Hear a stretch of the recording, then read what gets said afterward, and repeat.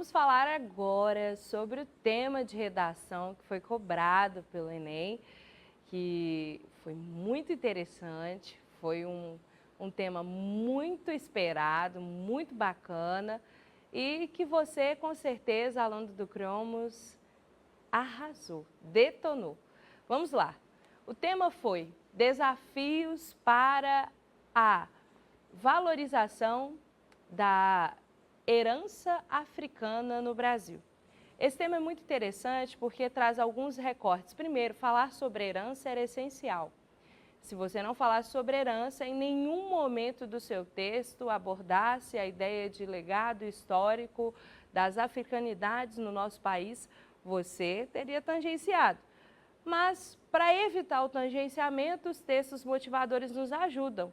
Inclusive, o texto primeiro vai dizer o que é esse negócio de herança, o que a gente pode considerar como herança.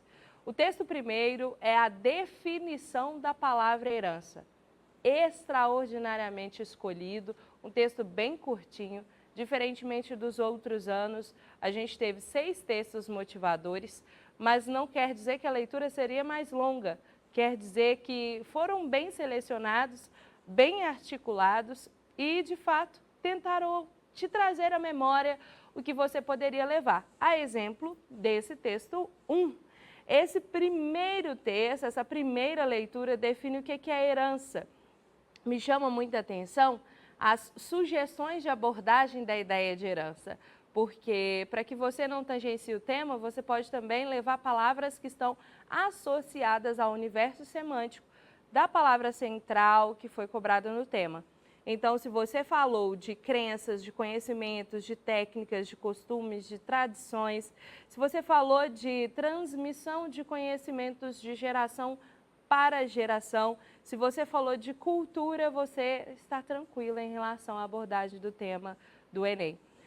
Exemplificar também heranças relacionadas à África no Brasil é bem interessante, pensando em um exemplo aqui sobre o que seria uma representação de herança africana e como é importante valorizar, seria o acarajé, por exemplo. O modo de fazer acarajé, a gente sabe que é patrimônio material brasileiro, e esse acarajé é ofertado em rituais do candomblé aos orixás.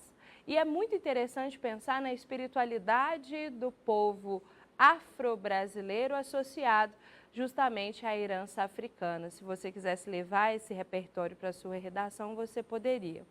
Já o texto 2 vai trazer para a gente um artigo específico sobre a epistemologia da ancestralidade. Falar de herança é falar do passado.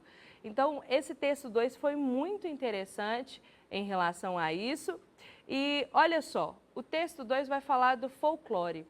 Folclorizar, está escrito assim, ó, folclorizar, nesse caso, é reduzir a cultura e um conjunto de representações estereotipadas, via de regra, alheias ao contexto que produziu essa cultura.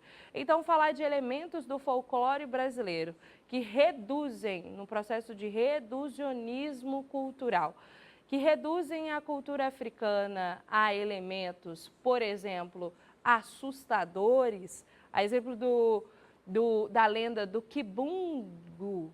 É muito interessante falar porque o Kibungo seria uma representação de bicho-papão, né, de histórias de amedrontamento, histórias de terror. Eu acho que é importante a gente falar disso e esse texto sugere justamente a abordagem de estereotipação, a abordagem da estigmatização de elementos da cultura africana e seria sensacional se você tivesse falado no seu texto a respeito disso, do perigo de se estereotipar. Nós vimos em nossas aulas a abordagem do estereótipo na perspectiva do Erving Goffman, O Estigma, o livro estruturado por ele, que aborda justamente a atribuição de qualidades pejorativas, de características pejorativas a um determinado grupo no intuito de conservar a marginalização, no intuito de conservar a exclusão e o imaginário coletivo estereotipado sobre essas pessoas. E isso prejudica justamente na compreensão do todo, na totalidade, na valorização, no fim das contas, da herança cultural. O texto terceiro texto, foi um texto assim excelente, que faz referência a um trecho do romance da Ana Maria Gonçalves, Um Defeito de Cor. Esse romance, inclusive, que no ano de 2024 foi abordado pela Escola da Portela, no Samba Enredo. Luiz Gama, por exemplo, foi representado por Lázaro Ramos nesse enredo. Eu gosto sempre de assistir aos desfiles de escola de samba, as considerações que os jornalistas fazem sobre o que está sendo apresentado ali e, inclusive, o que é mais sensacional, todos os participantes do momento ali, dessa manifestação artística, do desfile da escola de samba sobre um tema, eles precisam ter aulas sobre isso e, por exemplo, todos os participantes da Portela tiveram aula sobre um defeito de cor. Essa aula, inclusive, está disponível no YouTube, eu achei sensacional, justamente ajuda a contribuir para a educação, ao letramento racial das pessoas que participam de manifestações artísticas como essa, que nem sempre em suas escolas têm acesso a isso. Então, é muito interessante e o assunto que foi tratado aqui nesse texto foi justamente a compreensão do seu passado, do seu tempo histórico passado. Olha só o trecho que foi retirado dessa obra, associado a um provérbio africano. Qual que é o provérbio? Quando não souberes para onde ir, olha para trás e saiba pelo menos de onde vens. Essa frase tem uma intenção de provocar no candidato a reflexão sobre a ancestralidade, sim, mas a compreensão da narrativa do passado para, de fato, se compreender também o presente. Seria uma boa tese para a sua redação o seguinte: é importante compreender o que ocorreu no passado histórico para se lidar melhor ou minimamente compreender o que se ocorre no presente. Então, é muito interessante falar sobre isso, falar sobre memória e ancestralidade. O texto quarto texto dessa linha de raciocínio sugerida aqui pelos textos motivadores, vai abordar como que a escola trata as histórias africanas, como que a escola aborda o assunto africanidades de maneira preconceituosa, limitada, de maneira reducionista. Inclusive, é um texto do jornal da Unesp, que eu acho assim, sensacional de você abordar, é justamente da narrativa que é criada sobre os povos africanos. Tem um depoimento aqui de uma entrevistada falando sobre como que ela estudava na escola África. E aí ela fala assim, e também a escravidão. Falar sobre escravidão é falar sobre essa memória África também. E aí ela fala assim, olha, as aulas sobre escravidão eram motivo de vergonha para uma professora que, quando ela estudava em uma escola municipal da Zona Sul de São Paulo, abre aspas. Era o meu pior momento na escola, lembra a ex-aluna. Naquela época, a história da população negra no Brasil se reduzia ao horror do período escravocrata. Isso aqui me lembrou muito de um repertório que era sensacional para que você pudesse abordar na sua redação, que é a obra, na verdade é uma palestra que se tornou um livro, uma palestra, uma das mais virais do mundo, assim, na história do TED Talks, que é O Perigo de uma História Única, da Chimamanda Ngozi Adichie. É assim, uma escritora nigeriana que aborda suas vivências, a sua experiência enquanto mulher negra africana no nosso país, nigeriana especificamente, no país dela de origem. Ela sai de lá, vai para os Estados Unidos e fala sobre essa experiência de como que as pessoas estadunidenses, por exemplo, a tratavam em razão de sua origem.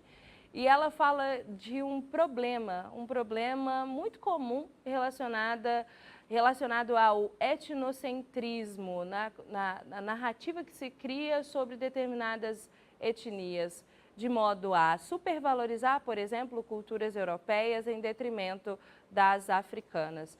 E aí ela conta a história dela na Nigéria e ela fala que muitas vezes quando ela se apresentava como nigeriana, as pessoas já olhavam para ela como uma pessoa digna de pena, como se a única narrativa sobre Nigéria possível fosse fome, miséria, desnutrição, e não necessariamente esses problemas assolam todas as pessoas. A gente tem problemas relacionados a isso sim, mas a história dos povos africanos não se reduz a isso. E o objetivo dela nessa palestra era justamente construir uma nova narrativa sobre africanidades. E ela fez muito sucesso, super deu certo a palestra dela, e você poderia ter citado isso na sua redação.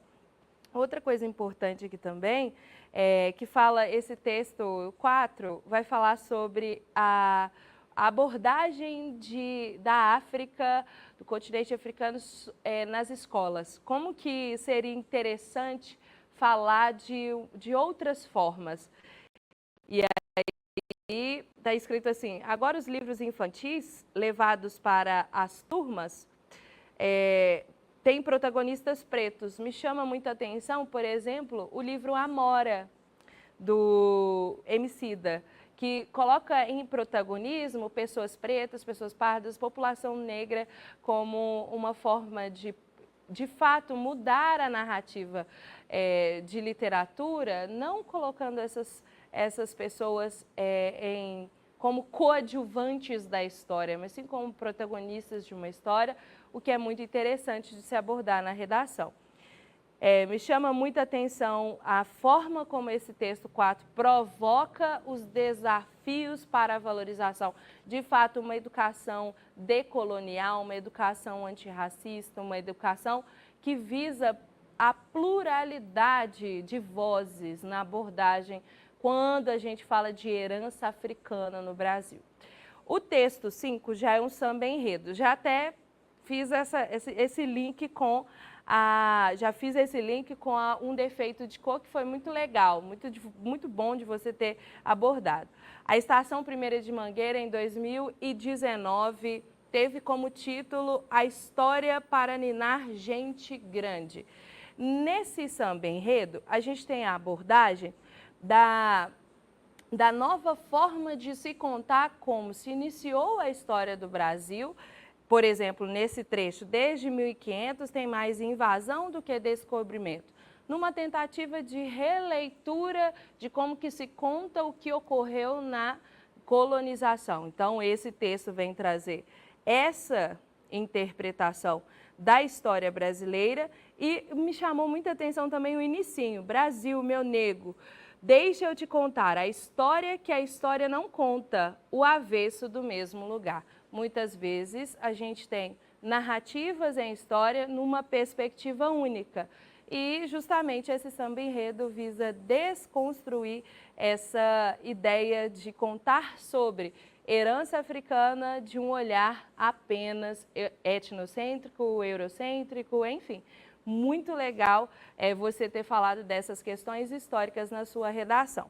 Por último, o último texto, o texto 6, vai abordar uma obra que está exposta na Pedra do Sal. Estive lá no Rio de Janeiro, inclusive, visitei com um guia turístico, eu e o Joninhas, a gente visitou essa obra que fica numa área periférica do Rio de Janeiro, e o texto 4 vai sugerir uma proposta de intervenção, que seria realizar atividades extra-classe. Por exemplo, excursões. Quem não gosta de uma excursão na escola, não é mesmo? Então, seria interessante visitar espaços culturais, até mesmo na própria cidade em que esses estudantes estão inseridos, para que se conheça um pouco mais da história, numa outra experiência de se contar a herança africana. Esse texto está disponível no O Globo e é uma fotografia mostrando a visita de estudantes, de alunos de uma escola municipal, que vão conhecer pontos do Rio que têm a ver com a África. Me chamou muita atenção mencionar Rio de Janeiro aqui, eu estive lá também visitando, fazendo uma visita histórica mesmo. Eu visitei o Cais do Valongo, que foi o espaço assim, que mais passaram populações pretas, pardas, povos negros vindos, escravizados da África para cá, e esse hoje é um patrimônio material brasileiro e é um lugar que representa uma memória de escravização. Milhões e milhões e milhões de escravizados passaram por lá e justamente as políticas de conservação de memória e de construção de narrativas sobre a herança africana, seria bem interessante falar da importância de preservação de monumentos, preservação de museus, preservação de obras artísticas, para poder contar essa história no viés da herança cultural e da valorização da herança cultural da África, de africanidades no Brasil. Então, assim, gente, o texto, na verdade, os textos motivadores ajudariam muito, mas muito mesmo, a todos aqueles que fizeram o Enem, mas principalmente os nossos alunos que sabem ler estrategicamente os textos, tiveram muitas aulas sobre isso, ler numa linha de raciocínio proposta pela própria prova e lembrar daqueles repertórios que vocês tanto sabem, tanto já ouviram falar. E é isso. Um grande abraço no seu coração, um beijo e até mais. Até a nota 1000. Tchau, tchau.